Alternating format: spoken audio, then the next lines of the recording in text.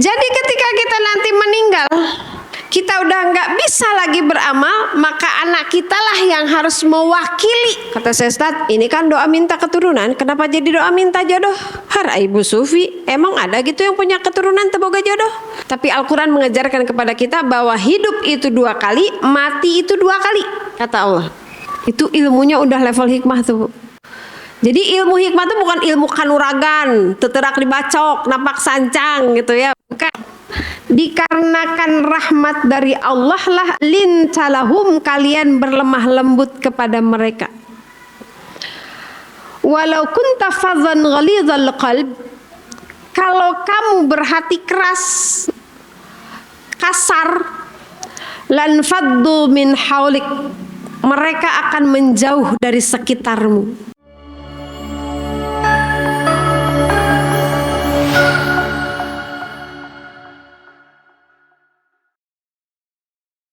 Alhamdulillah, assalamualaikum warahmatullahi wabarakatuh. Alhamdulillah, alhamdulillahilladzi alafa baina qulubina fa asbahna bi ni'mati ikhwana. Asyhadu an la ilaha illallah wahdahu la syarikalah wa asyhadu anna Muhammadan abduhu wa rasuluhu la nabiyya ba'da. Allahumma salli ala sayyidina Muhammad wa ala ali sayyidina Muhammad kama sallaita ala sayyidina Ibrahim wa ala ali sayyidina Ibrahim fil alamin innaka Hamidum Majid. Rabbi israh li sadri wa yassir li amri wahlul 'uqdatam min lisani yafqahu qawli. Rabbana zidna ilman nafi'an warzuqna fahman. Allahumma arinal haqqa haqqan warzuqna ittiba'ah wa arinal batila batila warzuqna istinabah. Amin. Alhamdulillah, segala puji bagi Allah yang masih mentakdirkan kita untuk hidup sampai hari ini. Karunia umur adalah karunia terbesar setelah iman dan Islam. Semoga usia yang Allah berikan kepada kita bisa kita manfaatkan untuk sebaik-baik jalan menuju bekal pulang. Mudah-mudahan apa yang kita lakukan hari ini sebagai syukur kita kepada Allah Subhanahu wa taala. Judul kita hari ini apa Bu Dwi? Mempersiapkan apa? Generasi cerdas dan solih. Ini teh mak-mak Lolita, mak-mak jelitanya cuman sedikit. Kenapa? Sok ngaku anak muda lagi. Mempersiapkan, kenapa ini mungkin orang ngebayanginnya, kok kayak tema parenting TK, SD gitu. Anak-anaknya yang harus dipersiapkan menjadi anak yang solih, yang cerdas. Kalau di KIA ditambah kreatif. Tapi sebetulnya sangat relate dengan ini, punten ya, kebanyakan jamaah tuh ya beti-beti lah sama saya usianya ya. Alah, paling muda dibalikin dari belakang. Kalau kita berpikir bahwa mempersiapkan generasi itu adalah bahasan orang tua yang punya anak TK, SD, SMP gitu, ya nggak salah-salah banget. Tapi sebetulnya warning yang paling tegas dan jelas untuk mempersiapkan generasi itu justru ada pada ayat tentang usia 40 tahun ke atas. Mana Quran? Apa doanya Bu? Doa 40 tahun ke atas. Rabbi auzi'ni an ashkura ni'mataka allati an'amta alayya wa ala walidayya wa an a'mala salihan tardah wa aslih li fi dzurriyyati. Waktu itu saya udah jelasin ya penjelasan doa ini. Ya kan Bu Dwi? Pernah pokoknya, jangan bilang belum ya, awas. Kalau yang bilang belum berarti jamaah baru. Atau buku catatannya ganti gitu. Jadi itu Allah menegaskan satu-satunya angka usia yang disebutkan di Al-Quran secara letterlek teh apa? Secara konkret gitu ya. Itu angka 40. Yang lain tuh nggak ada. Angka 17 nggak ada. Angka 25 nggak ada. angka 60 nggak ada. Tapi angka 40 tuh Allah sebutin 40 wa arba'ina sanah. Hatta idza balagha asyuddah, maka ketika usianya sampai pada usia kematangan, wa balagha arba'ina sanah, dan sampai pada usia 40 tahun. Apa yang harus dilakukan di usia 40 tahun? Satu, yuk buka catatannya lagi. Catat lagi, bukan catat, baca catatan anak. Bu Supi mah nge-review doang. Ini dibahas deh mah mutar-mutar hayo di situ. An ashkura, yang pertama adalah di usia 40 tahun ke atas itu waktunya kita makin bersyukur kepada Allah. Kenapa? Karena kita sudah diberikan usia yang panjang. Di dalam surat Fatir ayat 37 Allah menyebutkan bahwa ketika ada seorang yang masuk neraka, lalu orang itu bilang, ya Allah, hidupkan lagi atau saya sebentar aja, saya mau beramal soleh, ghairakunan na'mal, tidak seperti yang kemarin-kemarin beramalnya, ya Allah izinkan saya hidup sebentar lagi aja, nanti saya akan beramal soleh dah beneran, gitulah kurang lebih ya. Kata Allah, ari kamu, ini mah terjemahan bebas Bu ya, terjemahan ala Bu Sufi. Kan kamu teh udah dikasih umur yang panjang, kata Allah teh, kenapa nggak bisa masuk surga? Berapa umur yang panjang itu? Di dalam tafsir Ibnu Abbas 40 tahun.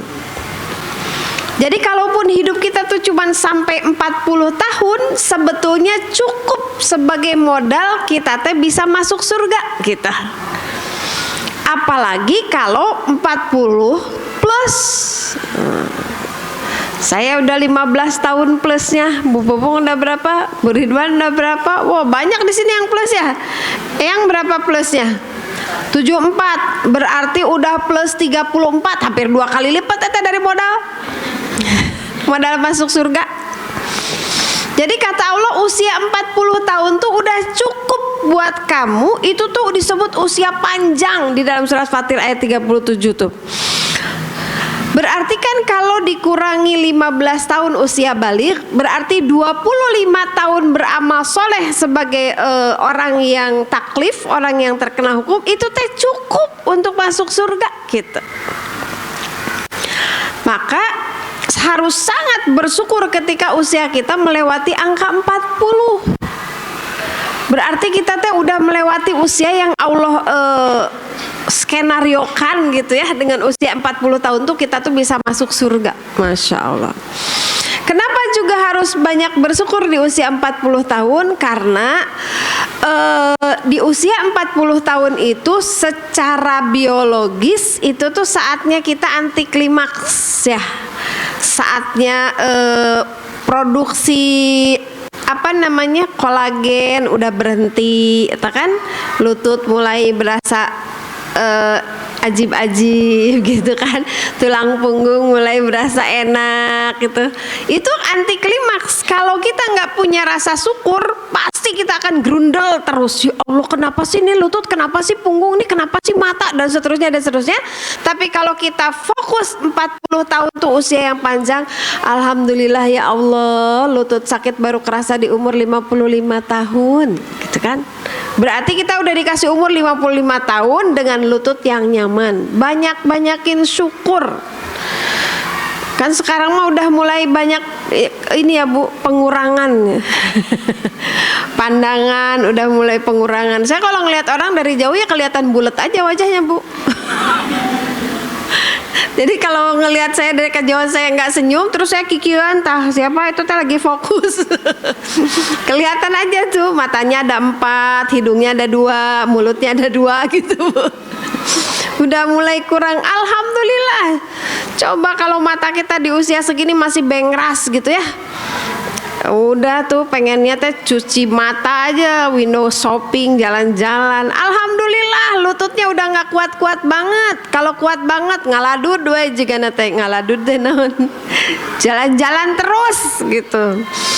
Alhamdulillah giginya udah banyak yang bolong, udah banyak yang ompong. Alhamdulillah. Coba kalau nggak dikasih ompong, dikasih utuh terus sampai tua, terus makanannya kayak anak muda, kolesterol beki tuh. Ini udah ompong aja 300 kemarin kolesterol. Gimana kalau nggak ompong?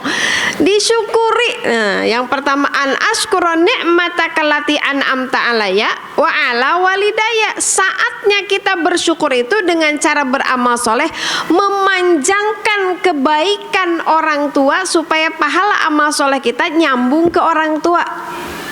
Nih, usia 40 tahun tuh saatnya kita mempunyai kesadaran bahwa kita harus mengembalikan, bukan mengembalikan utang ya, maksudnya bersyukur supaya orang tua kita yang menjadi sebab kebaikan kepada kita tuh kebagian gitu jariahna, Bu.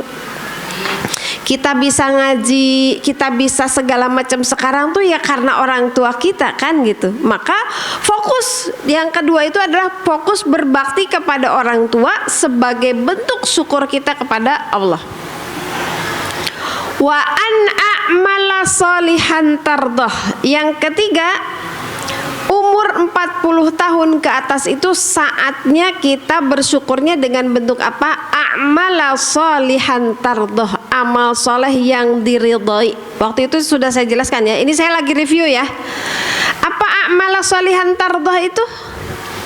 Kan semua amal soleh, kalau disebut amal soleh itu berarti melakukannya ikhlas, tata caranya sesuai dengan syariat yang diajarkan oleh Rasulullah. Kalau udah ikhlas niatnya, tata caranya sesuai syariat, disebut amal soleh. Kira-kira Allah ridho gak? Terus kalau semua amal soleh itu Allah ridho, kenapa di situ Allah masih menyebut a'mal sholihan tardoh? Dari gara-gara nggak ada door prize, jadi nggak ada yang mau jawab, Bu Dwi. Nanti mah tuh ada door prize mana tuh, kan kita teh punya ligan di BRPT atunya jadi naon teh sponsor gitu ya. Ada apalagi di kita, ada ligan, ada fresh care, terus naon deh teh Tiflun. Harusnya mah ngajejer ya di dieunya jadi door prize sambil ngiklan Bu Supina di YouTube tuh. Ada ya Bu Septi? Apa Bu? A'mala sholihan tardoh. Jadi ini udah warning nih dari Allah. Umur 40 tahun bukan lagi sekedar beramal soleh, tapi a'mala sholihan tardoh. Ada yang masih ingat? Ceng ceng ceng, ceng ceng ceng. Naon coba cing. Saya waktu itu nyontoin apa bedanya nilai 7 sama nilai 10. Emang ya manusia tuh makhluk insan pelupa. Geus lah jelaskeun deui we. Kalau daripada salahnya alasan ieu mah ibu ketuana teh nyiapkeun door prize. Jadi kalau semua amal soleh itu pasti Allah ridho. Tapi ketika Allah garis bawahi a'mala sholihan tardo, amal soleh yang Allah ridhoi, itu ibaratnya begini ya, kalau saya memberikan ilustrasi. Kalau anak kita datang, Bu saya nilainya 7, nggak diremet, rapotnya nggak merah, terus aku jadi naik kelas. Ibu seneng nggak? Seneng. Anaknya lulus, anaknya nggak merah rapotnya, anaknya nggak diremet. Satu lagi anaknya datang, Ibu nilai aku 10 semua, sama rapotnya nggak merah, nggak diremet, naik kelas. Ibu mana yang lebih seneng, 7 apa 10? 7 itu ibarat amal solehnya lulus sih, nggak merah sih, nggak remet sih, ya alhamdulillah lah gitu. Itu tuh ibarat ya sholat 5 waktu, saum Ramadan doang, zakat fitrah doang, zakat mal doang gitu. Ya udah, Allah ridho kan pasti insya Allah. Kalau niatnya bener ya, kalau jadi amal soleh. Tapi kalau sholatnya 17 rakaat sholat fardu, 12 rakaat rawatib, 11 rakaat witir sama tahajud, 8 rakaat duha, tiap abis wudu syukrul wudu, tiap masuk masjid tahiyatul masjid. Saumnya nggak cuman Ramadan doang, saum sunnahnya iya, saum sawalnya iya, terus Muharramnya iya, Zulhijjahnya iya. Bukan cuman zakat fitrah, bukan cuman zakat mal 2,5%, wakafnya iya, sedekahnya iya, nolong orang sakit iya, minjemin ke orang yang punya utang iya. Oh. Yang satu nilainya 7, lulus sih, Allah juga seneng. Tapi kalau 10, a'mala salihan tardoh. Tardoh di situ tuh Allah puas, ridhonya tuh puas gitu. Kayak kita kalau anak datang, Bu aku nilainya 10 semua, gitu. Jadi yang ketiga, umur 40 tahun ke atas itu saatnya kita beramal dengan amalan yang excellent, dengan amalan yang bukan amalan ece-ece. Yang ketiga, yang pertama apa tadi? Bersyukur atas nikmat yang Allah berikan pada kita. Mulai bersyukur kepada orang tua dengan mengingat orang tua, memastikan amal soleh kita itu ada jariahnya untuk orang tua kita. Yang ketiga, kita beramal soleh dengan amal soleh yang di atas standar gitu ya.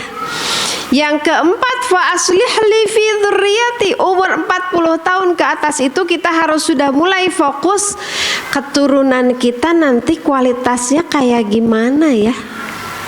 Apakah mereka akan aslihli, akan meningkatkan derajat kita? Apakah mereka akan lebih baik dari kita? Gitu. Aslihli itu maknanya adalah aslih itu dari islah. Islah itu meningkat. Solih, aslih, lebih solih. Apakah nanti anak-anak kita tuh akan bisa mengupgrade kita? Kita sudah meninggal tapi mereka tetap memberikan pahala, tetap memberikan setoran amal jariah kepada kita? Atau enggak? Apakah nanti anak kita tuh aslih, lebih solih dari kita? Allah menyebutkannya di usia 40 tahun. Jadi usia 40 tahun tuh mungkin kalau usia kita baru nikah 25 tahun, 30 tahun, 35 gitu, mempersiapkan tuh lebih fokusnya, ya sekolahnya kumahanya budak gitu kan ya. TK-nya kemana ya, SD-nya kemana, nggak usah bingung-bingung, ke TK Qurrata Aini Baitus Salam aja, ces. Ke SD TK Aba itu salam aja gitu kan. SMP-nya kemana ya, SMA-nya kemana kan gitu kan kalau anak-anak kecil. Nah begitu kita sekarang udah 40 tahun, kita harus sudah memastikan apa yang dikatakan oleh Nabi Yakub alaihissalam di dalam surat Al-Baqarah ayat 133. Ketika wa idh hadara Yaqubul maut, dan ketika datang tanda-tanda kematian kepada Nabi Yakub alaihissalam, apa yang dikatakan oleh Nabi Yakub alaihissalam? Ma ta'budu min ba'di. Apa yang akan kamu sembah wahai anakku? Ayat berapa Bu? 133.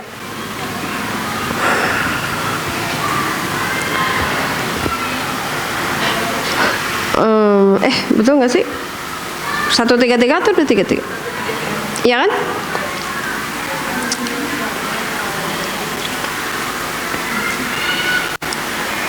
Satu tiga tiga.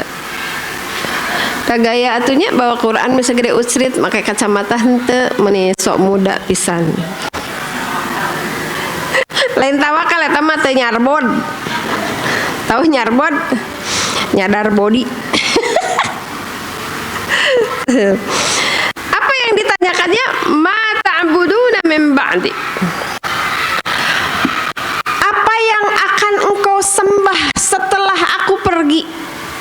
Kalau kamu kuliah terus nggak ada ibu, jauh dari abi, ibadah kamu gimana nak? Kalau nanti ibu meninggal, ibadah kamu gimana nak? Itu yang harus kita pastikan. Usia 40 tahun. Kenapa? Karena kita udah waktu asar, Bu.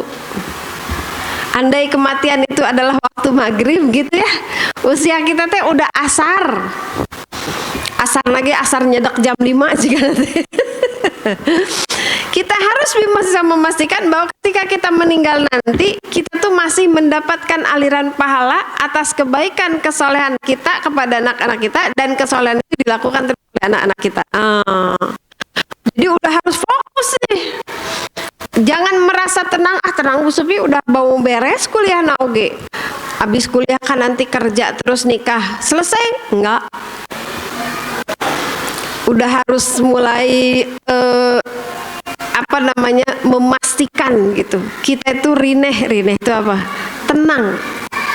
Saya pernah dicurhatin sama ibu-ibu, Bu Sufi, gimana ya caranya ngajarin anak supaya mau sholat gitu. Allahumma sholli ala Muhammad. Bayangan saya kan TK, SD gitu ya. Terus saya tanya, anaknya laki-laki atau perempuan, Bu? Gitu kan, nanti menentukan treatmentnya seperti apa kan. Kalau perempuan mah harus begini, kalau laki-laki harus begini itu. Laki-laki, kata dia gitu. Saya nanya usia dong, usia berapa? Karena nanti kalau ke TK, ke SD, SMP, SMA kan caranya beda. Usia 35 tahun. Kebayang nggak rungsepnya kita? Rungsep itu apa sih? Gelisah, sedihnya, gundahnya kita punya anak laki-laki 35 tahun belum mau sholat. Sementara kita yang sudah mau maghrib ini mulai punya kesadaran akan jalan pulang kan gitu ya. Udah bawaannya teh pengen ibadah we gitu. Terus ningali anak sholat aja enggak. Saya teh gergeten, katanya dia teh mending enggak malu sama anaknya. Oh, anaknya udah ada yang TK. Jadi saya ngajarin anaknya sholat, ari bapana teh sholat, main game aja. Allahu Akbar. Itu malah petaka ya kalau kita sudah usia seperti kita gitu di atas 40 tahun masih punya anak yang nggak sholat. Rungsep banget kan gitu. Allah sudah mewanti-wanti di usia 40 tahun ke atas itu kita fokus memastikan anak-anak kita tuh berada dalam kesolihan. Wa aslih li fi dzurriyyati inni tubtu ilaika. Usia 40 tahun ke atas tuh harus sudah mulai fokus taubat. Emang kalau lagi muda nggak boleh tobat, Bu Sufi? Cenderung banyak godaan keur ngorakeun manya. Kalau udah tua nggak fokus tobat teh harianeun. Harianeun teh naon? Bu Bidan naon harianeun? Kebangetan. Nah, keren terjemahannya. Kebangetan. Udah dikasih nikmat banyak gitu ya, Masya Allah, nggak juga banyak bertaubat, udah tuh kebangetan. Inni tubtu ilaika wa inni minal muslimin. Pastikan di akhirnya keislaman kita terjaga. Kenapa gitu, Bu Sufi? Aman-aman saja. Dah saya mah insya Allah tuh nggak ada jaminan juga. Kita nggak tahu di akhir hidup kita tuh kalimah apa yang akan kita ucapkan. Tapi sunatullahnya sakaratul maut itu ibarat closing statement gitu, Bu. Gak akan pasalia tuh naonnya bahasa Indonesia nak? Pasalia naon, Bu Bidan? Menyelisihi. Sorry ya para mirsa ya, dah saya teh sufi atau padahal mah tadi teh tidak makan oncom, saya teh tidak akan menyelisihi gitu. Kalau kita belajar nih pelajaran matematika atau pelajaran fisika misalnya seret, terus kata gurunya, ayo silakan bikin kesimpulan pelajaran kita hari ini apa? Kira-kira nu keluar rumus fisika atau pelajaran bahasa Indonesia? Pasti rumus fisika kan, kalau kita lagi belajar fisika, ya closingnya pasti fisika gitu. Sama, hidup kita tuh tidak akan pernah tahu ujungnya seperti apa, tapi yang jelas tidak ada jaminan. Yang hanya bisa kita lakukan hari ini adalah kita mengkondisikan diri supaya menjadi orang yang nanti tuh dimudahkan ketika sakaratul mautnya membaca kalimah la ilaha illallah. Jadi ini tubtu ilaika wa inni minal muslimin. Pastikan keislaman kita itu sampai akhir hayat. Nah, jadi bab mempersiapkan anak itu, kalau ibu lihat di judul hari ini, Bu Sufi dah kita mah bukan guru TK atuh. Anak saya yang satu udah nikah, anak saya yang satu di luar negeri, yang satu udah kemana, udah kuliah, yang satu udah kerja.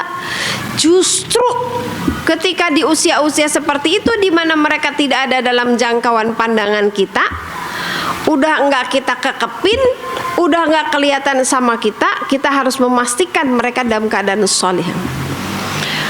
Kesolihan ini kalau di buku apa namanya, ini buku ini Bu, ini buku Ibnu Qayyim Al-Jauziyah, ini bagus dibaca untuk apa namanya, tentang pendidikan anak. Ini komplit banget, mulai dari cara milih jodoh, ada berhubungan, terus ketika hamil harus gimana, ketika anaknya kecil harus gimana, anaknya balik harus gimana, sampai seterusnya. Ini Ibnu Qayyim Al-Jauziyah. Ini termasuk buku referensi kemana saya tesis, banyak di sini. Jadi memastikan keturunan itu penting, karena di dalam Al-Quran anak atau keturunan itu nggak cuman disebut ibn.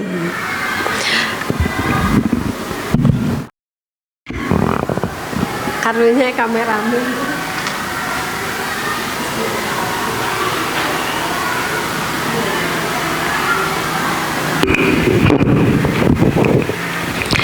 Ibn itu anak saborojolan.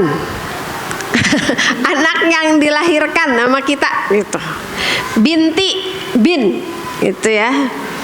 Tapi kadang-kadang Allah menyebut anak itu dzurriyah.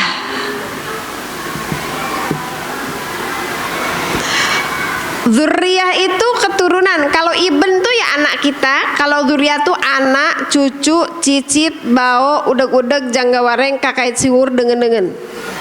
7 turunan. Bahasa Acehnya apa Bu Ridwan? Ada nggak? Nggak ada. Bahasa Sumatera ada nggak? Emang Sunda gitu loh. Ada juga Allah menyebutkan mawali. Ini doanya Nabi Ibrahim alaihissalam, Nabi Zakaria alaihissalam ketika beliau meminta keturunan kepada Allah, beliau menyebutkannya mawali. Apa mawalinya? Kalau ini anak yang dilahirkan ya.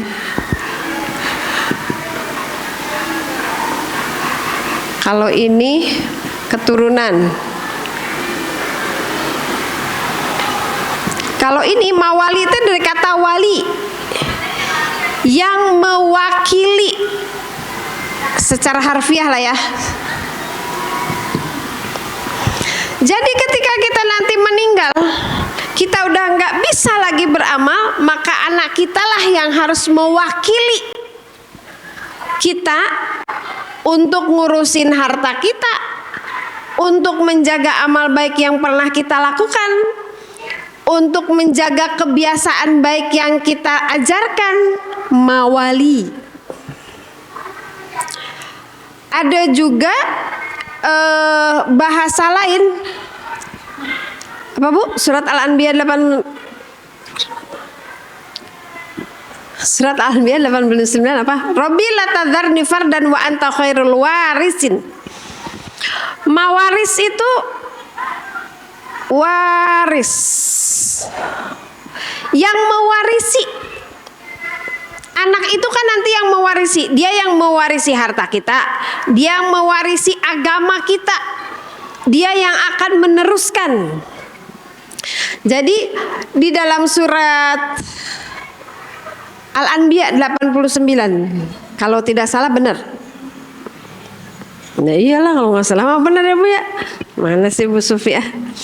Jadi Nabi Zakaria alaihissalam ketika beliau kan nggak punya putra, sampai lanjut usia ya, di surat Maryam ayat 4 itu disebutkan sampai rambutnya putih, tulangnya sudah rentah dan seterusnya. Beliau menyebutkan setelah beliau melihat kekuasaan Allah atas ponakannya yaitu Sayyidatina Maryam yang dia urus, lalu beliau nyadar, Hannah ibunya Maryam kan berujar, beliau kan bernazar kan, beliau bernazar bahwa kalau anaknya laki-laki nanti akan diwakafkan kepada Allah Subhanahu wa taala di mihrab masjid. Ternyata anaknya perempuan. Lalu beliau mengatakan, ya Allah anak saya perempuan. Laisa zakaru kal unsa, laki-laki itu nggak sama dengan perempuan, gimana padahal saya udah menazarkan gitu kan. Nah Nabi Zakaria mulai berpikir, wah kalau dia anaknya laki-laki nih nggak ada keturunan yang akan mewarisi dakwahnya, mewarisi tauhid yang diajarkan oleh Nabi Zakaria alaihissalam. Jadi ketika Nabi Zakaria meminta kepada Allah, ini pentingnya ya, maksudnya pentingnya kita memahami bahwa kita punya keturunan yang solih. Surat apa tadi Bu? Ini Al-Anbiya 89 itu doa untuk anak yang belum punya jodoh atau belum punya keturunan. Saya dulu bertanya ke Ustadz Taufik Hulaimi, Allah yarham. Kata saya, Ustadz, ini kan doa minta keturunan, kenapa jadi doa minta jodoh? Har Ibu Sufi, emang ada gitu yang punya keturunan teboga jodoh? Jadi kalau minta jodoh, minta keturunan berarti itu include minta jodoh gitu Bu. Jadi disebutnya tuh waris, orang yang mewarisi. Artinya apa? Artinya harus ada dua kan di sini nih.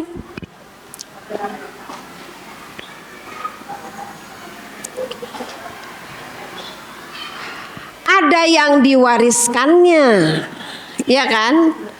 Kalau anak itu sebagai pewaris berarti ada yang diwariskannya, dan siapa yang mewarisinya tuh mau seperti apa, dia bagaimana keadaannya, solih nggak? Kalau misalnya ini kita punya harta, ada kan yang diwariskannya, tapi anaknya nggak solih, maka harta itu nggak akan mendatangkan kebaikan buat kita.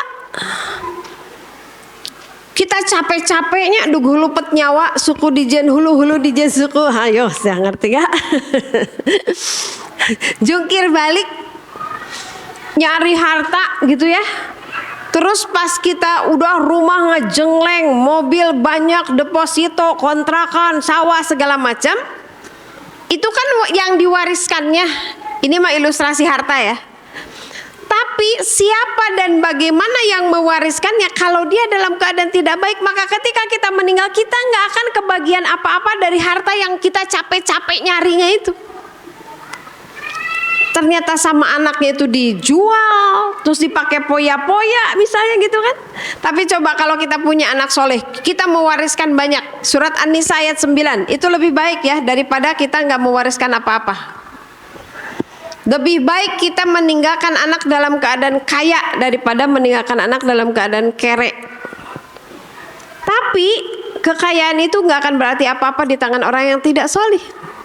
Harta terbaik itu kata Rasul berada di tangan orang yang solih.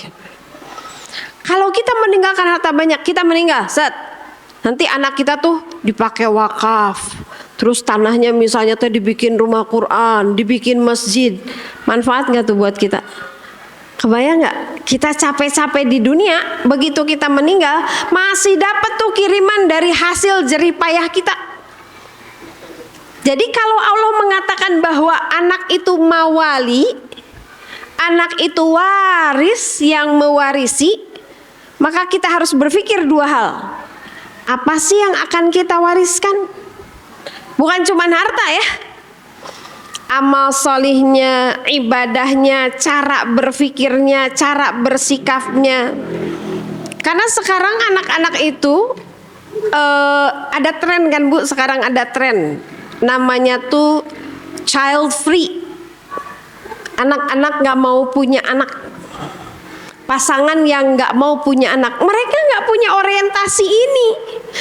Ketika saya ajak ngobrol, saya pernah ngisi di IKIP sama di Unpad ya, mahasiswa IKIP sama mahasiswa Unpad ngebahas tentang child free ini.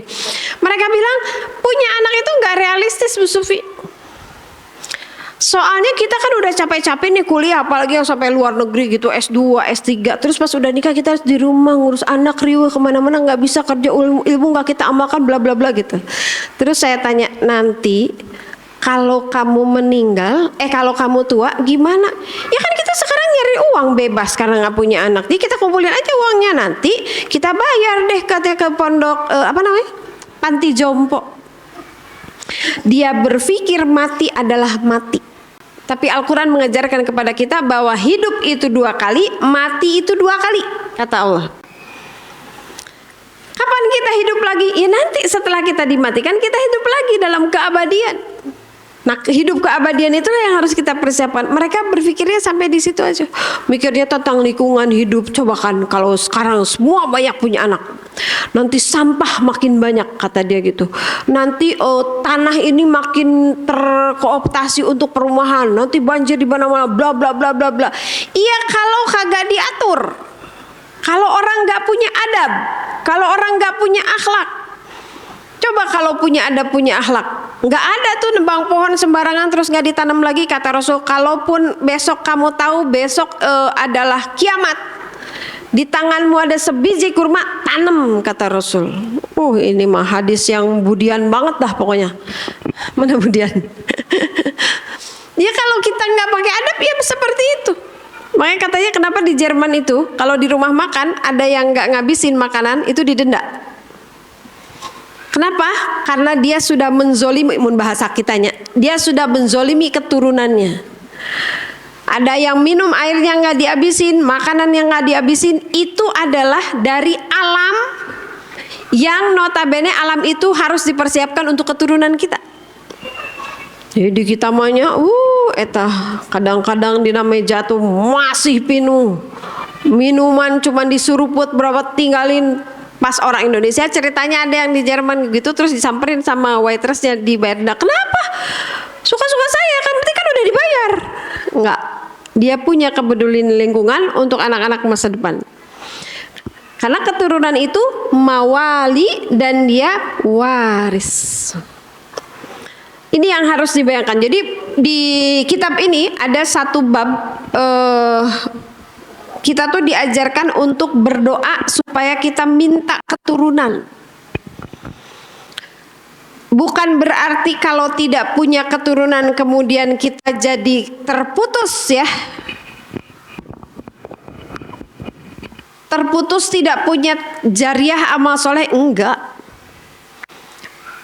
Ada juga orang yang tidak punya keturunan. Kita kan berbicara dalam frame umum ya, pada umumnya gitu. Ketika Allah menciptakan kasus-kasus tertentu di mana orang tidak punya keturunan biologis, dia tetap harus berpikir harus punya jariah. Kalau tidak ada jalan satu yang ke satu yang soleh yang mendoakannya, ilmu bermanfaat yang diamalkan oleh orang yang diajarkannya, dan amal jariah yang terus pahalanya ngalir. Maka bisa jadi dia nggak punya anak, tapi dia ngebiayain ratusan anak-anak sampai jadi soleh, pintar dan seterusnya. Sama. Bedanya malah yang gitu lebih enak. Dia nggak punya hisaban untuk mempertanggungjawabkan anaknya. Iya kan? Kalau anak kita nih iben kita, kan harus kita pertanggungjawabkan di hadapan Allah. Kalau anak orang kita biayain, kita dapat jariahnya, terus kita nggak akan dipanggil oleh Allah mau pertanggungjawabkan anak itu. Lebih enak sebetulnya kan gitu. Cuman mungkin dia nggak ada pahala jihad melahirkannya, jihad hamilnya yang enak banget itu. Nah itu aja. Jadi timbangannya tuh bisa sama pada akhirnya gitu.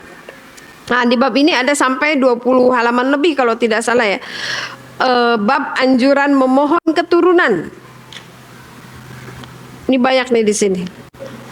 Itu dianjurkan. Bagaimana mempersiapkannya? Ini udah sering ya. Kalau di usia kita, ini kan konteksnya usia kita ya Bu ya. Usia kita konteksnya. Pastikan bahwa anak-anak kita itu anak-anak yang punya konsep mawali, punya konsep untuk melanjutkan keturunan kita.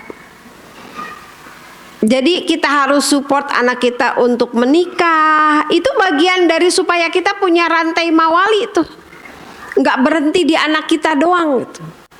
Bayangin kalau cara berpikir anak-anak yang child free tadi, nggak mau nikah, nggak mau punya anak. Makanya saya kalau ada pengajian pranikah teh sok bunga atau apa, seneng.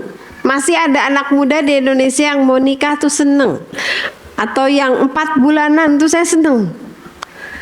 Mereka masih punya kesadaran untuk meneruskan estafeta keturunan itu. Karena di situ bayangin kalau kita punya anak, sederhana aja, anaknya kita ajarin sholat. Kita punya anak, kita meninggal, selama anak itu sholat, pahalanya ngalir ke kita. Kalau dia nggak punya anak lagi, udah tuh berhenti di situ, ya kan? Tapi kalau dia punya anak lagi, terus punya cucu, terus manjang. Kalau begitu punya anak teh egois dong Bu Swi, buat kita doang itu secara pribadi. Tapi yang lebih penting itu adalah mawali atau warisnya dalam konteks doa Nabi Zakaria alaihissalam itu adalah untuk mengestafetkan agama, untuk mengestafetkan dakwahnya, mengestafetkan tauhidnya. Maka berdoa meminta keturunan itu bagian dari yang dianjurkan oleh Rasulullah SAW. Di mana? Oh, sebentar. 35 ya di sini. Ini bahkan ada satu tafsiran ya di dalam di dalam buku ini. Tafsiran dalam dari sebuah ayat di dalam suratul Baqarah ayat 187, fal'an bashiruhunna wa batagu ma kataballahu lakum. Nah, ayat ini ayat tentang saum ya.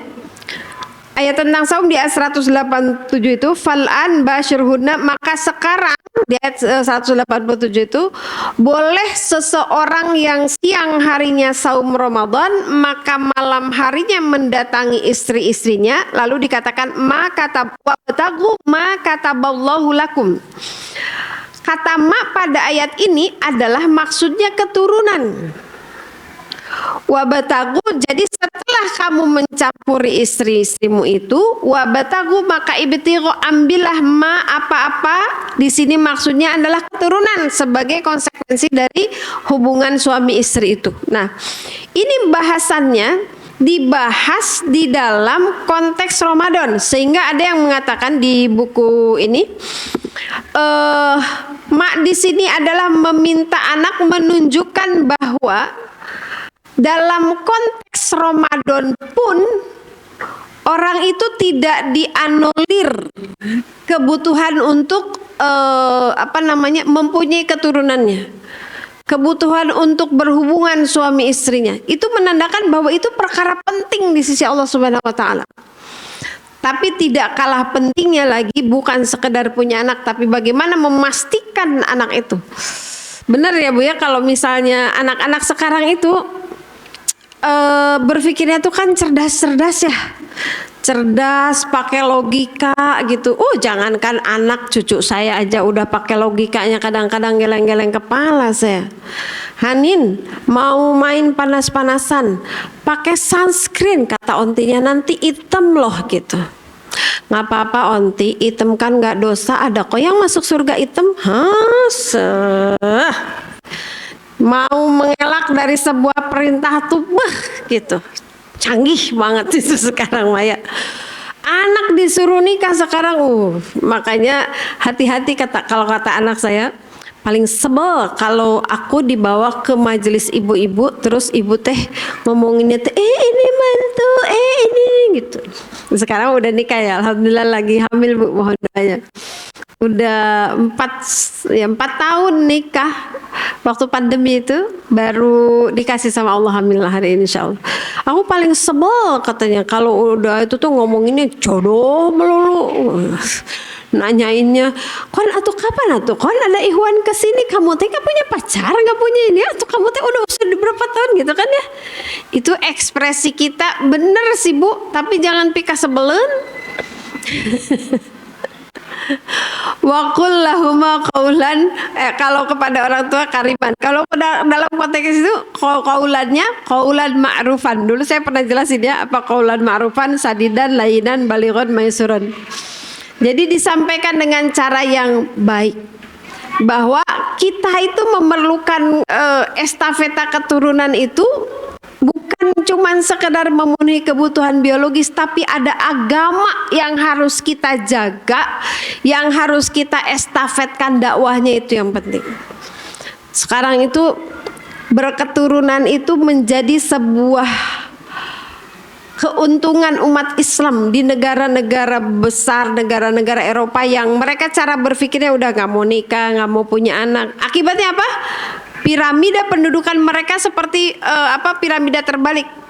Karena nggak ada yang lahir, nggak ada, akhirnya numpuk menjadi beban negara orang-orang yang berusia tua dan orang-orang yang siap-siap memasuki tua. Makanya di negara-negara itu kalau ada yang mau nikah tuh disupport abis ya.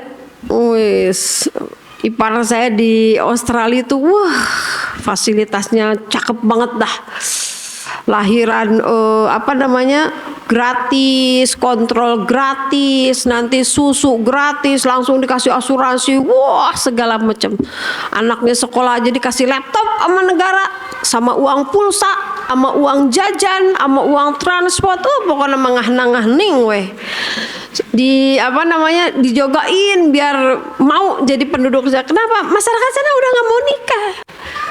Waktu sepupu saya ke Australia, dia lagi hamil, tiap kontrol dokternya nanya, ini beneran nggak digugurin? Ini beneran nggak digugurin gitu? Anak kamu udah 3 loh, kamu di sini sambil kuliah S3 loh, beneran tuh nggak digugurin? Aneh buat mereka gitu, nggak masuk akal seorang ibu sambil jadi dosen ambil kuliah kok mau punya anak 4, nggak masuk akal. Jadi ketika itu tidak mengikuti sunatullah, tunggu kehancuran. Maka di negara-negara tertentu mau memerangi orang kafir nggak usah diperangi pakai senjata. Udah nggak lahirkan mereka nggak mau ngelahirkan, nanti mereka mati, anak kita gara rede, nanti menguasai aja negara gitu. Makanya kenapa orang sangat berkebutuhan untuk menghabisi umat Islam. Ada orang-orang yang gak suka umat Islam tuh makin banyak, apalagi udah banyak palalinter, balenghar, saroleh, itu gak bahaya itu buat mereka. Iya kan, sekarang kan fenomenanya udah banyak. Umat Muslim tuh gak dipandang sebelah mata sekarang. Titelnya, pendidikannya, kekayaannya udah bahaya. Apalagi kalau ditambah soleh. Nah, kalau titel kaya dan lain sebagainya, kenwe palalinter. Tapi gimana caranya nggak soleh gitu. Banyak kan sekarang pergerakan itu. Siapa emang musuhnya? Ya namanya orang kentut. Itu tahu kayak orang kentut bu, orang memerangi Islam tuh. Kecium baunya nggak kelihatan orangnya. Kerasa sekarang gitu. Anak-anak tiba-tiba ya Allah, apa yang terjadi kemarin mengerikan banget kan akhirnya gitu. Apa yang berdampak kepada anak-anak keturunan generasi kita dengan peperangan yang bukan perang fisik kan. Mereka menghujani anak-anak kita dengan berbagai aplikasi, berbagai game, berbagai aplikasi lah yang paling ini tuh ya. Adalah kemarin kan anak 10 tahun terus pesta seks dengan temennya, datang ke dokter, ditanya sama dokternya, gimana perasaan kamu melakukan itu? Ternyata enak ya dok. Bayangin coba, dokternya berpikir mungkin dia akan bilang saya trauma dok, saya trauma gitu. Ternyata enggak, sampai shock itu dokternya speechless mau ngomongnya. Ternyata mereka bilang ternyata enak ya dok. Kebayang itu hasil dari perang tanpa senjatanya yang memerangi umat Islam. Anak-anak kita yang sekarang lebih nyaman di rumah main game di ruangan AC, kuota penuh, makanan ada, malas ke sekolah, boro-boro ke masjid. Ada banyak. Anak-anak perempuan yang sekarang udah mulai berdagang dalam tanda kutip karena dia tidak bisa memenuhi keinginannya kalau cuma ngandelin uang jajan dari ibunya. Ya gampang lah jadi cabe-cabean kayak, jadi cengek-cengekan kayak gitu. Ya kalau cabe mah udah gede bu. Orang sekarang anak SD yang jadi cabe-cabean aja ada, karena dia masih kecil cengek atau orang bukan orang Sunda nggak ngerti cengek ya. Cengek itu cabe rawit bu. Kalau orang Sunda bilang cabe itu berarti cabe merah atau cabe hijau. Kalau yang kecil disebutnya cengek. Gitu. Ada sekarang kan. Nauzubillahiminzalik, itu sih 10 tahun. Yang kemarin terjadi 4 tahun. Bayangin ya Allah, 4 tahun mensodomi anak usia 4 tahun juga. Dengan bahasa yang aduh ya Allah, saya sampai speechless ngedenger ininya ceritanya. Itu ya. Dari mana kita mempersiapkan, tanamkan kepada anak-anak kita bahwa ketika kita sudah memasuki usia itu, fahamkan bahwa mereka itu adalah mawali kita. Mereka itu adalah warisnya yang mewarisi kita. Itu yang harus ditanamkan. Bukan mewarisi harta, bukan menjadi wali kita dalam masalah apa, tapi mewarisi agama kita, mewarisi kesolehan kita. Kalau kita berpikir bahwa anak-anak kita adalah yang mewarisi kesolehan kita, berarti harus ada nggak kesolehannya? Harus ada. Jadi jangan sampai nanti kalau kita meninggal, anak kita tuh bilang, si mama teh ngajaran naonnya, asa ante nggak ada picontoeun anak. Picontoeun tuh apa? Yang nggak bisa dicontoh, nggak bisa ditiru kebaikannya. Nauzubillah. Itu doanya orang tua yang soleh kan gitu ya, di surat Asy-Syu'ara ayat 84 ya. Gimana doanya, Bu?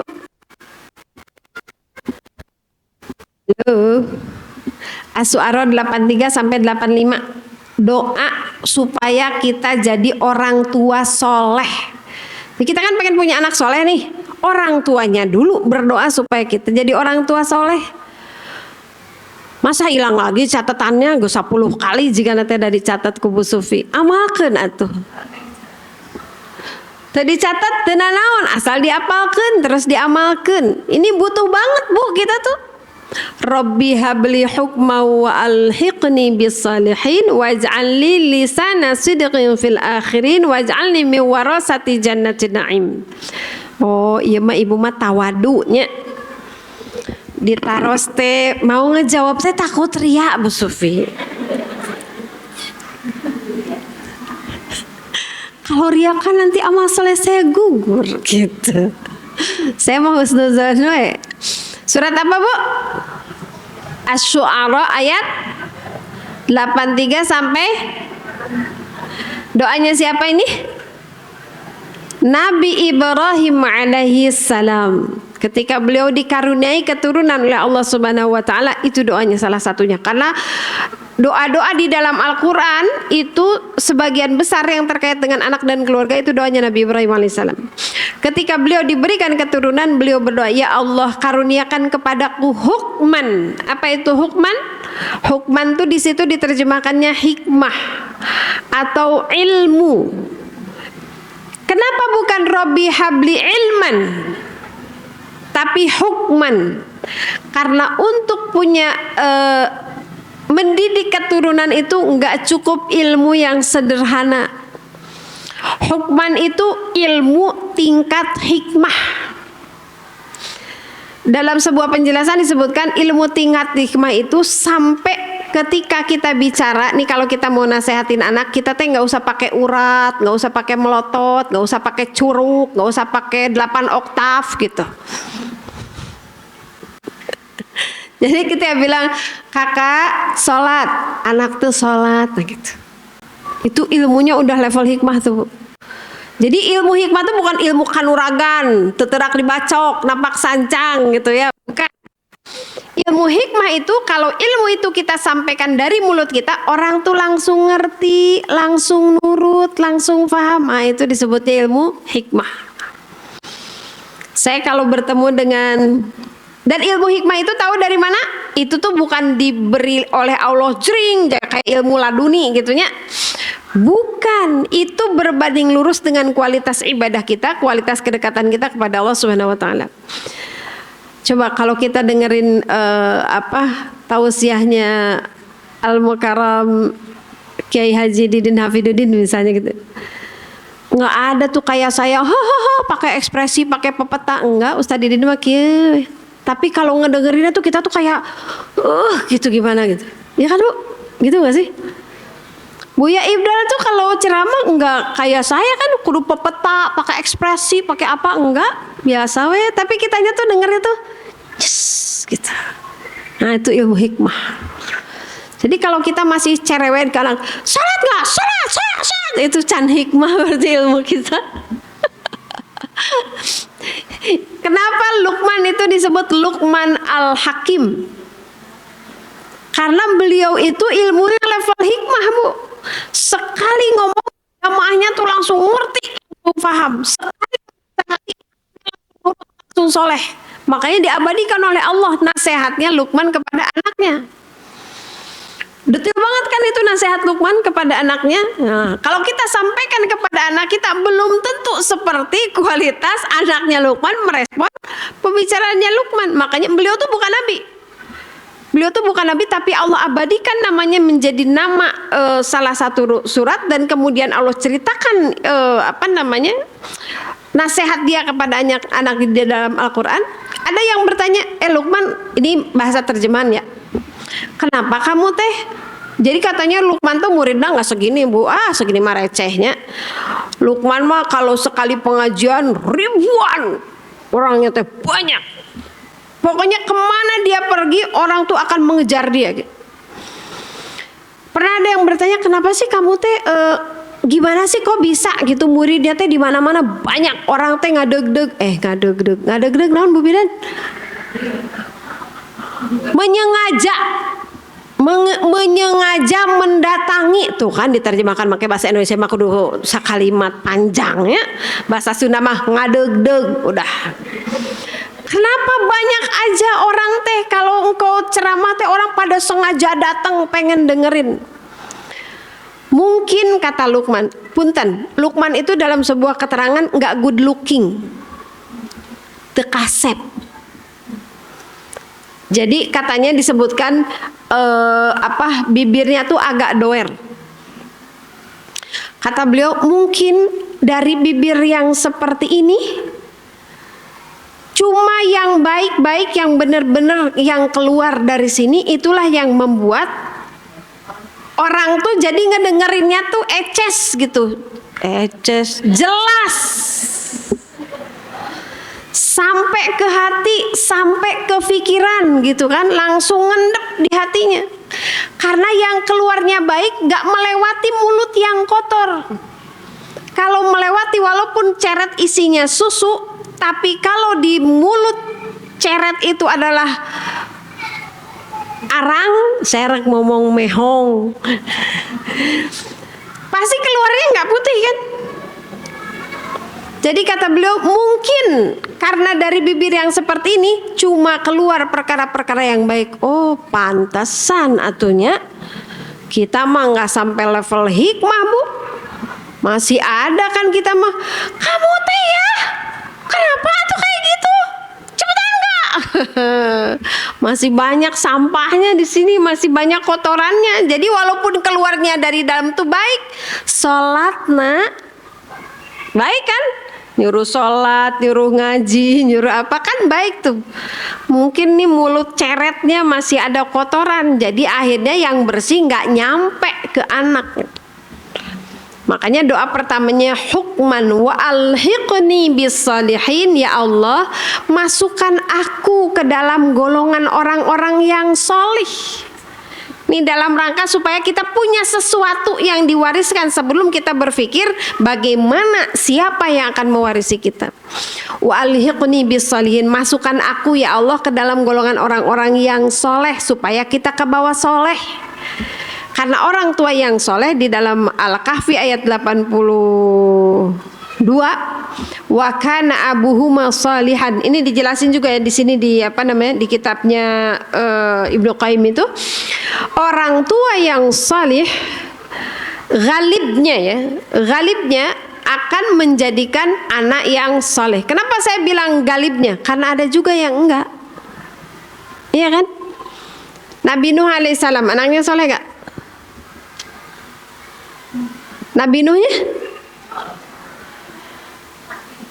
Nabi itu, maka nggak boleh nyinyir kalau ngeliat itu anak ustadz kok kayak begitu ya, bapaknya ustadz tapi anaknya kayak begitu. Jangan.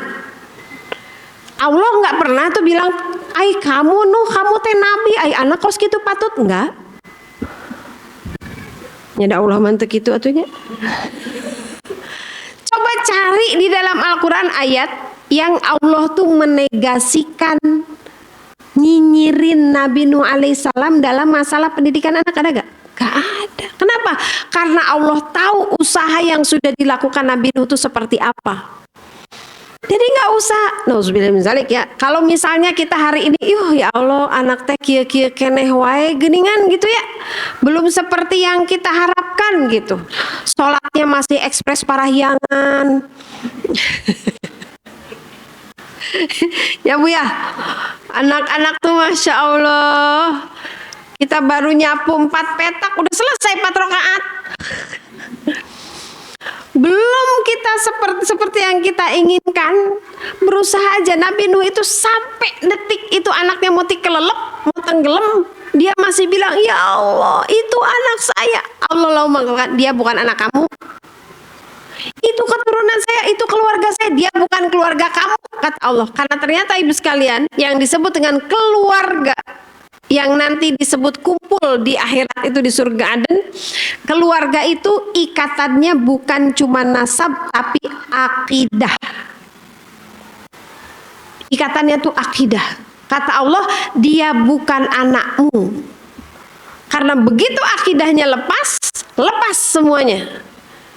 Gak dapat waris, gak boleh diakadin, diwaliin. Udah lepas, di dunia aja dilepasin sama Allah, apalagi nanti di akhirat. Itu bukan keluargamu wahai Nuh. Setelah itu Allah gak pernah bahas-bahas bagaimana Nabi Nuh mendidik anaknya, enggak.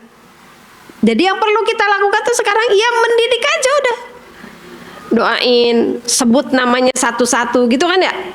Di surat apa tuh?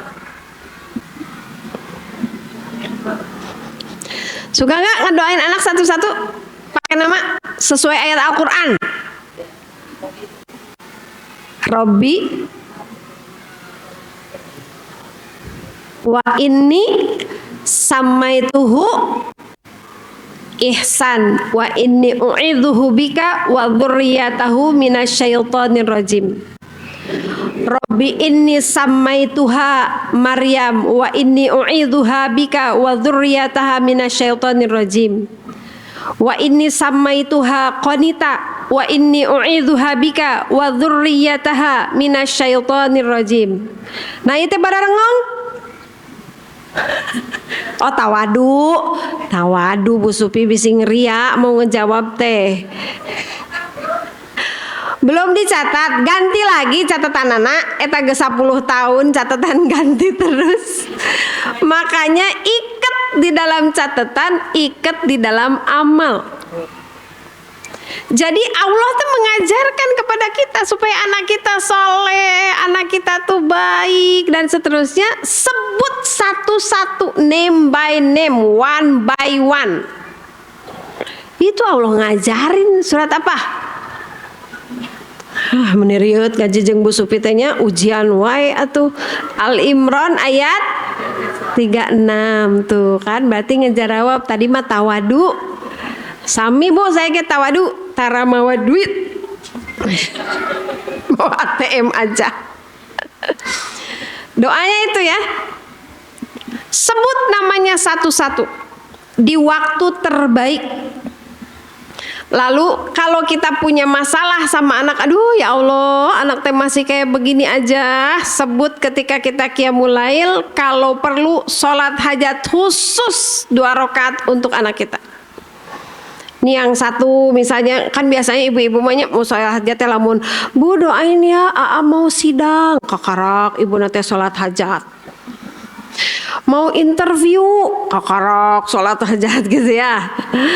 Nih anak ya Allah, bulan ini belum kelihatan ngaji, sholat hajat minta sama Allah, ya Allah dekatkan anak saya pada Al-Quran. Itu kalau saya ya punya keyakinan, doa ibu tuh memang menggetarkan aras. Kalau kata dosen saya, doa ibu tuh menggetarkan aras karena kita tuh punya anggota tubuh yang tidak dimiliki namanya oleh laki-laki, yaitu nama yang satu akar kata dengan asma Allah, Rahim. Itu Allah sendiri loh yang memberikan nama Rahim. Jadi doa kita tuh menggetarkan aras. Sebut namanya satu-satu. Apalin Bu ya, Bu. Capek atau Bu Supi karunya ngomong wae terus. Tapi yang diamalin, amalin. amalin satu-satu, sebut namanya. Kalau perlu nih, kalau yang saya ini, kalau dia keluar rumah, pamit ya Bu, mau kerja, mau sekolah, doain tuh. Begitu dia keluar rumah, doain. Wa inni u'idzuha bika wa dzurriyyataha minasyaitonir rajim. Karena begitu dia digoda setan, nggak akan solih dia, nggak akan sholat dia nggak akan jaga pandangan, dia nggak akan jaga kemaluannya. Kalau digoda setan itu kan yang begitu-begitu semuanya karena kegoda setan kan. Makanya doa pertama ketika seorang anak lahir tuh itu memperlindungkan anak itu dari gangguan setan. Sebut namanya satu-satu di dalam doa kita. Doanya apa saja Bu Sufi? Banyak, udah saya contohkan ya di dalam Al-Quran tuh. Allah ngajarin supaya anak kita tuh jadi anak yang soleh, jadi anak yang baik, jadi anak yang menyenangkan, jadi anak yang punya leadership tinggi, jadi anak yang taat, tunduk, patuh, jadi anak yang pandai bersyukur, pandai beramal soleh. Tuh, bukan cuman anaknya yang didoain, negaranya doain kan gitu. Ya kan Bu? Gimana doanya Bu? Doa untuk Indonesia. Kalau nggak apa ya, kuping anak-anak TK Kia sama SD Kia kalau habis zuhur tuh mereka berdoa. Doa untuk Indonesia. Itu ada dalam Al-Quran. Doanya Nabi Ibrahim alaihissalam. Rabbi ja'al hadzal balada aminan. Ya Allah, jadikan negeri ini negeri yang aman. Wajdubni wa baniya. Jauhkan aku dan anak-anak keturunanku an na'budal asnam, dari menyembah berhala, bermakna dari kemusyrikan. Lalu kata Allah di dalam Al-Quran, ini kaitannya dengan mendakwahi anak-anak ya, apalagi usia seperti sekarang. Kita buka surat Al-Imran ayat Al-Imran 159. Di dalam surat Al-Imran ayat 159 ini, kalau tadi doanya harus apa aja? Tadi kan udah dijelaskan, sama saya udah dijelaskan ya. Pertama, kita harus punya orientasi keturunan kita itu sebagai mawali, sebagai waris satu. Kalau kita sebagai mewaris berarti harus ada yang diwariskannya. Kalau kita mau mewariskan kesolehan berarti kesolehan itu harus ada di kita. Kalau kita mau mewariskan ilmu berarti ilmu itu harus ada di kita. Kalau kita mau mewariskan tauhid berarti tauhid itu harus beres di kita. Kita kan? Satu. Yang kedua, pastikan kitanya tuh soleh duluan sebelum kita pengen punya anak yang soleh. Apalagi udah di usia sekitar. Kesolehannya bukan kesolehan standar, tapi amal salihan tardoh. Kesolehan yang keren, amal soleh yang keren. Doakan anak-anak kita dengan sebaik-baik doa yang ada di dalam Al-Quran. Nah sekarang, jadi kalau saya simpulkan lah gitu, dalam mendidik anak itu, selain kita berdoa, itu ada kontennya substansinya kan gitu. Apa yang mau kita ajarkan itu jelas Al-Quran dan Sunnah. Ada cara. Nah di Al-Imran ayat 159 ini Allah ngasih cara kepada kita. Apa caranya di dalam Al-Quran ini? Ini yang menurut saya sangat relate dengan keadaan anak-anak sekarang. Dimana anak-anak sekarang tuh menjaganya tuh Masya Allah kayak menjaga sabun yang basah di dalam tangan kita.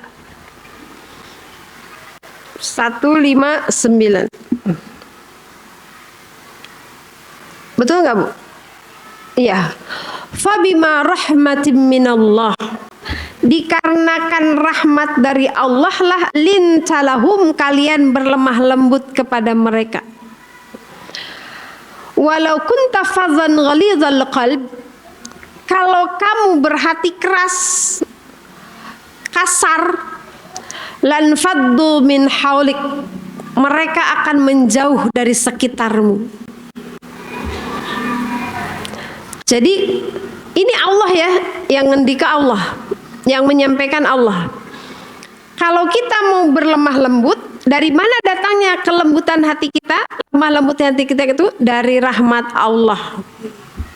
Makanya doa meminta anak yang baik itu kan bukan dari mana-mana. Robbi habli miladunka, dari sisimu. Ya Allah, karuniakan dari sisimu. Bukan karena gurunya pintar, sekolahnya mahal, guru privatnya banyak, bukan, tapi dari sisi Allah.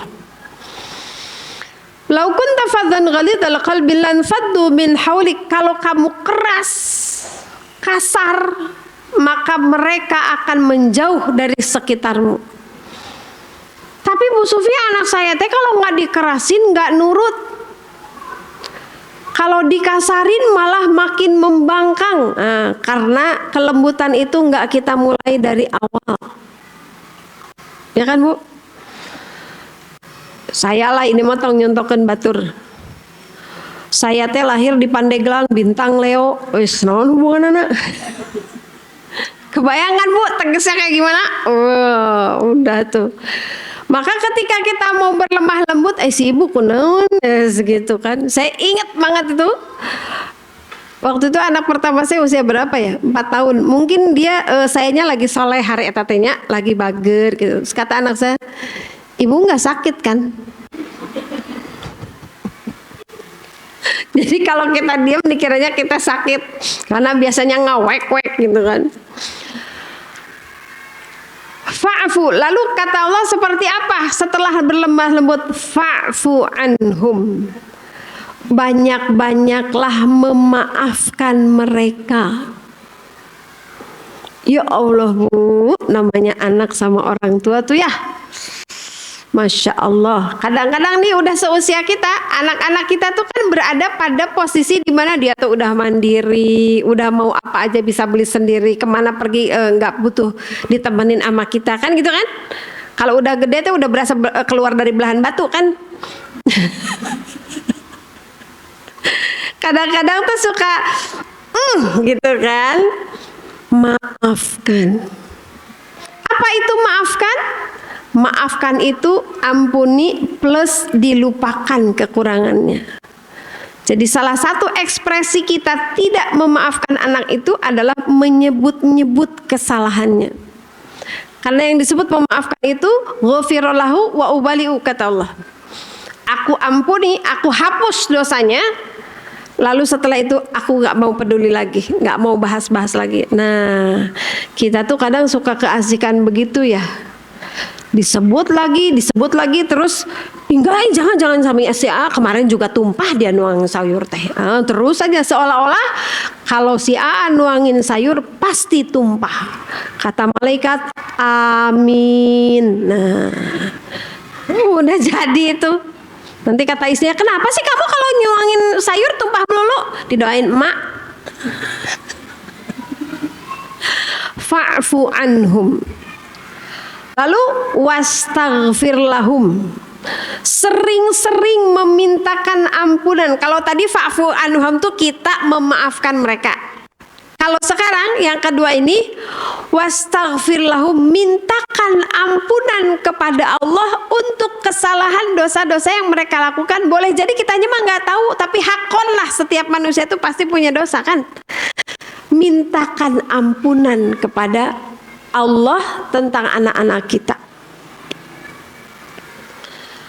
Wastaghfir lahum wasyawirhum fil amr, dan bermusyawarahlah, ngobrollah, diskusilah dengan mereka dalam perkara apa? Fil amri, dalam segala urusan.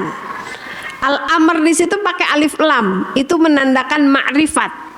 Kalau ma'rifat itu berarti spesifik, satu-satu. Jadi dalam masalah sekolah kita ngobrol. Ini kalau jadi metode, ya karena saya orang pendidikan ya Bu, yang kebayang tuh ya metode pendidikan. Kalau anak dari kecil udah biasa diajak diskusi dulu. Loh kita kan kadang enggak, pakai baju ini enggak? Pakai baju ini ya, biar matching sama baju mama. Gak ada. Wasawirhum fil amr, dalam setiap satu urusan diskusi sama mereka. Kakak mau pakai baju mana kak? Yang ini aja. Nggak apa-apa, nggak sama mama, warnanya nyaman. Kakak yang pakai itu nyaman aja. Emang kenapa? Masalah? Yang masalah emaknya. Kita buka kondangan, nggak kapelan, nggak senada.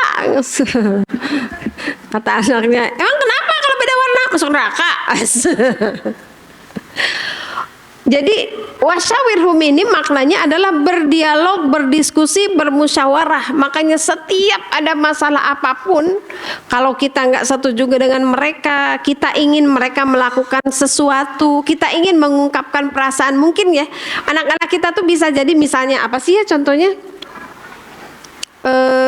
mereka melakukan sesuatu yang menurut mereka mah biasa gitu ya, tapi tuh kita nggak berkenan, misalnya ngajak teman-temannya misalnya ke rumah, buat dia iya kan bagus atau solidaritas sama temen gitu kan, buat kita kan ada adabnya atau kakak di rumah teh gitu ya, kita teh nggak enak kalau lama-lama ada temen yang laki-laki misalnya gitu ya, kita tuh kan harus menghargai dari sisi dianya kan. Ih masya Allah ya, alhamdulillah anak saya teh ya mau berteman, mau ngajak temennya gini-gini. Kasihan tahu bu, di kontrakannya teh nggak pernah makan yang bener, jadi we broyok dibawa ke dianya. Ibu kan biasanya suka masak enak, kode pan eta teh. Padahal orang teh capek gitu kan ya. Udah masakin mah masak, tapi setelah itu ngobrol. Nah kemarin teh temennya dari mana aja dah gini. Boleh nggak lain kali kalau mau ada temen ngobrol dulu sama ibu. Alhamdulillah bahannya ada di rumah, alhamdulillah ibunya sehat, alhamdulillah kompornya nyala gitu ya. Nah jadi nanti bicara dulu ya, boleh? Nah gitu. Itu teh dah nggak gampang atuh ya. Dino teori parenting majikan pas udah ke rumah mah narik napasnya saburu kali itu teh mau ngobrol teh. Kayak susah gitu mau ngobrol teh. Ngobrol kata Allah, wasawirum fil al-amr, dalam setiap urusan. Kuliahnya mau kemana nah. Kadang-kadang kan sekarang tuh banyak orang tua yang menitipkan cita-cita tertundanya kepada anak. Dulu teh memang pengen jadi dokter, tapi nggak lulus, pokoknya kamu harus jadi dokter gitu kan ya. Padahal anaknya nggak suka gitu. Sama tuh anak saya yang laki-laki gitu. Padahal aku tuh nggak suka IPA tahu bu, tapi waktu itu kata ibu sama abi, laki-laki mah ke IPA gitu. Baru saya teh lupa saya ngomong begitu. Emang iya ibu ngomong begitu? Iya, makanya aku milih IPA. Jadi dosa terkarasa gitu kan, kurang ngobrol. Makanya saya tuh sering bilang, andai waktu bisa diulang gitu ya, yang paling ingin saya perbaharui dalam mendidik anak, mempersiapkan anak-anak soleh teh ngobrol. Betul, supaya kita tahu apa yang terjadi di dalam hati mereka, pikiran mereka, supaya mereka tahu apa yang ada di dalam hati kita dan pikiran kita gitu.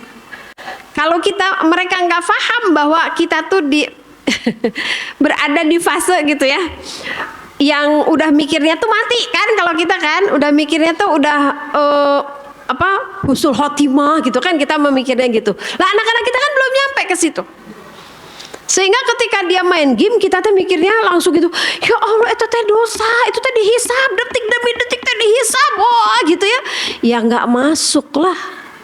Walaupun bener, tapi untuk anak seusia gitu nggak ma'ruf.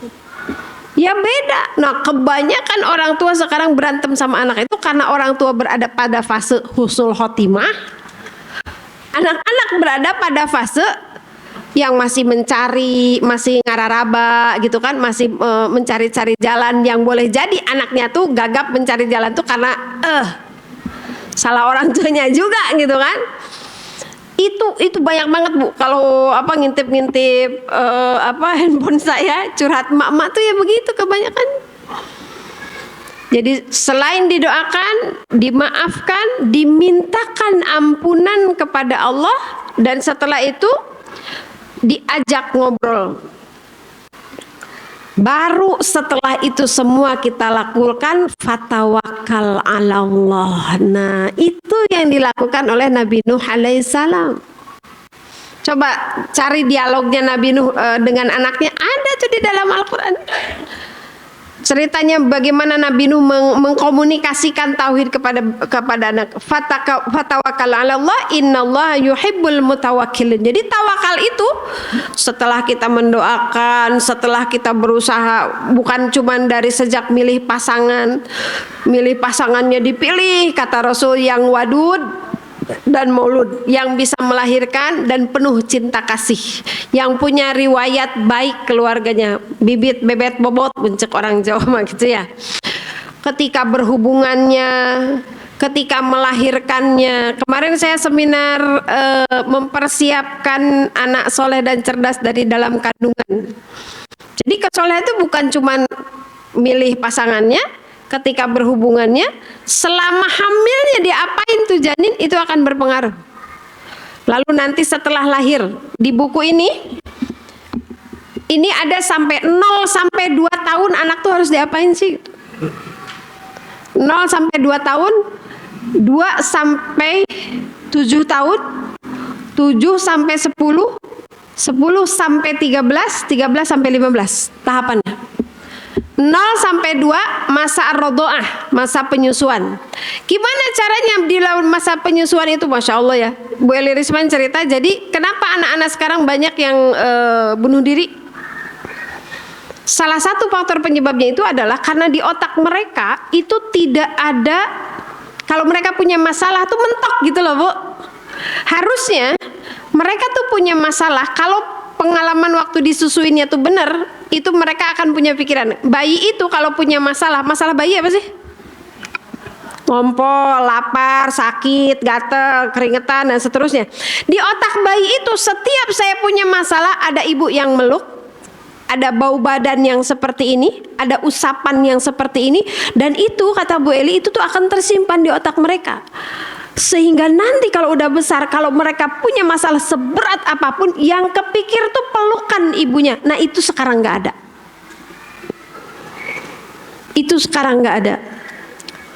2 sampai 7 tahun itu masa at-tiflu, masa dimana anak-anak itu lepas dari masa susuan, dia mulai memasuki fase anak-anak dan mulai harus dijaga adab.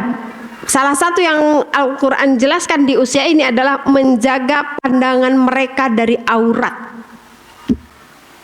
Itu yang pertama tuh. 7 sampai 10 tahun ajari sholat.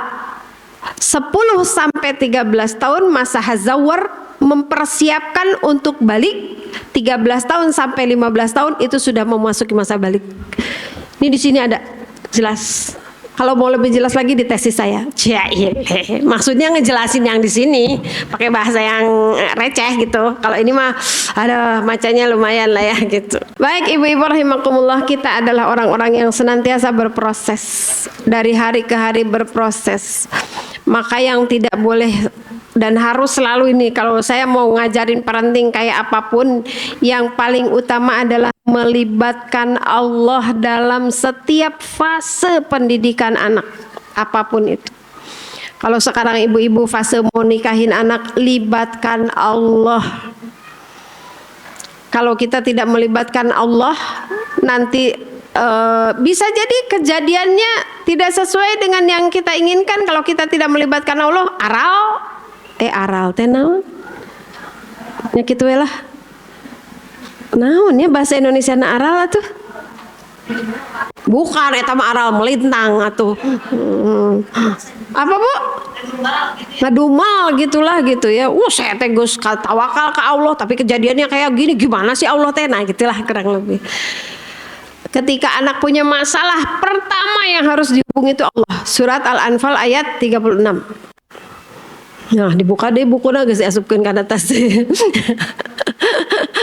Hubungi Allah dulu, karena kita nggak bisa megang hati anak kita. Kata Allah, lau anfaqta ma fil ardi jami'an ma'alafa baina qulubihim. Kalaupun kamu belanjakan semua harta di langit dan di bumi untuk memegang hati anak manusia, enggak akan bisa. Kata Allah, itu mah urusan aku. Maka kalau kita lagi jauh sama anak, anak tuh lagi kayak nggak bisa diajak ngomong, nggak bisa dikondisikan, nggak ngertiin kita, lapor dulu sama yang punya hatinya. Baik ibu-ibu rahimakumullah, terima kasih atas partisipasi, kehadiran. Semoga setiap langkah kita ke sini menjadi kafarat dosa-dosa kita. Semoga duduknya kita di sini menjadi wasilah kesolehan anak-anak kita dan kita selaku orang tua. Semoga pegelnya ibu, gerahnya ibu, cangkelnya, ngantuknya menjadi wasilah kesolehan rumah tangga kita insyaallah. Ala hadhihi niyah wa kulli niyatin shalihah. Al-Fatihah. A'udzu billahi minasyaitonir rajim. Bismillahirrahmanirrahim. Alhamdulillahi rabbil alamin arrahmanir rahim maliki yaumiddin. Iyyaka na'budu wa iyyaka nasta'in. Ihdinas siratal mustaqim. Siratal ladzina an'amta 'alaihim ghairil maghdubi 'alaihim waladdallin. Amin. Hamdan yuafi ni'amahu wa yukafi mazidah ya rabbana lakal hamdu kama yanbaghi li jalali wajhikal karim wa azimi sultanik. Allahumma salli ala sayyidina Muhammad wa ala ali sayyidina Muhammad. Allahumma rabbana zalamna anfusana wa illam taghfir lana wa tarhamna lanakunanna minal khasirin. Rabbana hab lana min azwajina wa dhurriyyatina qurrata a'yun waj'alna lil muttaqina imaman. Rabbana hab lana hukman wa alhiqna bis salihin waj'al lana lisana sidqin fil akhirin waj'alna min warasati jannatin na'im. Rabbana awzi'na an ashkura ni'mataka allati an'amta 'alaina wa 'ala walidayna wa na'mala salihan tardah wa aslih lana fi dhurriyyatina wa adkhilna fi 'ibadika salihin. Rabbana atina ma wa'adtana 'ala rasulika wa la tukhzina yawmal qiyamah innaka la tukhliful mi'ad. Rabbana atina fid dunya hasanah wa fil akhirati hasanah wa qina 'adzaban nar. Subhana rabbika rabbil izzati amma yasifun wa salamun 'alal mursalin walhamdulillahi rabbil alamin. Wa'fu minkum. Assalamualaikum warahmatullahi wabarakatuh.